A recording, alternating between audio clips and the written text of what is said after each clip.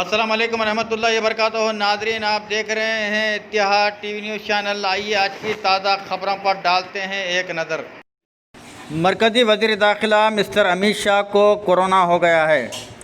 وزیر داخلہ امت شاہ بھی کورونا وائرس سے متاثر ہو گئے ہیں۔ اس بات کی اطلاع امت شاہ نے خود اپنے ٹویٹر پر دی ہے۔ انہوں نے کہا ہے کہ کورونا کی ابتدائی علامات پائے جانے پر میں نے ٹیسٹ کرایا اور رپورٹ مثبت آئی ہے۔ میری طبیعت ٹھیک ہے، لیکن ڈاکٹروں کے مشورے پر مجھے ہاسپٹل میں داخل کرایا جا رہا ہے۔ میری گزارش ہے کہ آپ سب جو پچھلے کچھ دنوں میں مجھ سے رابطے میں آئے ہیں، براہ کرم خود کو الگ تھلگ رہیں اور اپنا ٹیسٹ کروا لیں۔